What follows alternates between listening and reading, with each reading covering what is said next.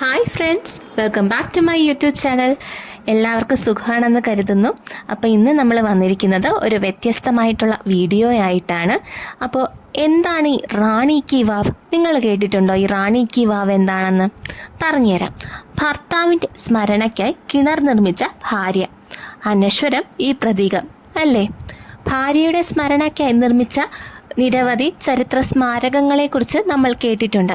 എന്നാൽ ഭർത്താവിൻ്റെ സ്മരണയ്ക്കായി നിർമ്മിച്ച ഒരു സ്നേഹ സ്മാരകത്തെക്കുറിച്ച് കേട്ടിട്ടുണ്ടോ? അതാണ് റാണി കി വാവ് എന്ന പടവ് കിണർ. ആദ്യം പറഞ്ഞ കാറ്റഗറിയിൽ വരുന്നത് താജ്മഹൽ ആണേ. ഓർമ്മയുണ്ടല്ലോ അല്ലേ? മുംതാസിൻ്റെ ഓർമ്മയ്ക്കായിട്ട് ഷാജഹാൻ പണിതത്. ഇവിടെ നേരെ ഓപ്പോസിറ്റ് ആണേ. ഈ റാണി കി വാവ് എവിടെയാണെന്നും അതിൻ്റെ ചരിത്രം എന്താണെന്നും നമുക്കൊന്നറിയണ്ടേ? ഗുജറാത്തിലെ പത്താൻ ജില്ലയിൽ സരസ്വതി നദിയുടെ തീരത്തായാണ് ഈ ചരിത്ര സ്മാരകം കാണാൻ സാധിക്കുക. 11-ാം നൂറ്റാണ്ടിൽ ഗുജറാത്തിലെ സോളങ്കി രാജവംശത്തിൻ്റെ സ്ഥാപകനായിരുന്ന ഭീംദേവ് ഒന്നാമൻ്റെ ഓർമ്മയ്ക്കായി അദ്ദേഹത്തിൻ്റെ ഭാര്യ ഉദയമതി റാണിയാണ് ഈ സ്മാരകം നിർമ്മിച്ചത്. 1068-ലാണ് ഇതിൻ്റെ നിർമ്മാണം പൂർത്തിയാക്കിയത്. പടവ് കിണർ എന്ന് കേൾക്കുമ്പോൾ ഇത് വെറുമൊരു കിണറാണെന്ന് കരുതിയെങ്കിൽ തെറ്റി. ആഴങ്ങളിലേക്ക് തീർത്ത ഒരു കൊട്ടാരമാണ് ഇത്.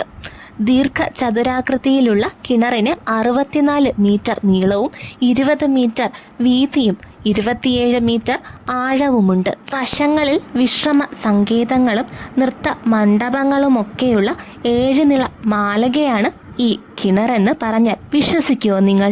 7 നിലമാളികയാണെന്നാണ് ഞാൻ ഉദ്ദേശിച്ചത്. 12 ഏക്കറോളം സ്ഥലത്താണ് റാണി കി വാവ് സ്ഥിതി ചെയ്യുന്നത്.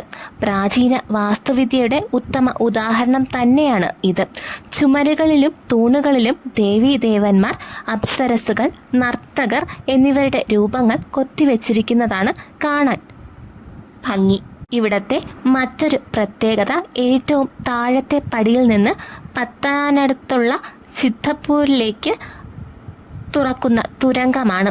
യുദ്ധസമയങ്ങളിലും മറ്റും രക്ഷപ്പെടാൻ ഉപയോഗിച്ചിരുന്ന ഈ തുരങ്കത്തിന് 10 കിലോമീറ്ററിൽ അധികം നീളമുണ്ട്. യുനെസ്കോയുടെ ലോക പൈതൃക സ്മാരകങ്ങളുടെ പട്ടികയിൽ 2014 റാണി കി വാവ് ഇടം പിടിച്ചു. പിന്നീട് 2016 ഇവിടം രാജ്യത്തെ ഏറ്റവും വൃത്തിയായി സംരക്ഷിക്കപ്പെടുന്ന ചരിത്ര സ്മാരകങ്ങളുടെ പട്ടികയിലും ഇടം നേടിയിരിക്കുന്നു.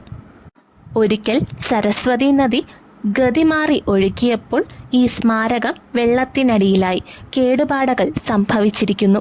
പിന്നീട് 1980 ആർക്കിയോളജിക്കൽ സർവേ ഓഫ് ഇന്ത്യയുടെ ഖനന പ്രവർത്തനങ്ങളുടെ ഫലമായി ഈ സ്മാരകം വീണ്ടെടുക്കുകയായിരുന്നു.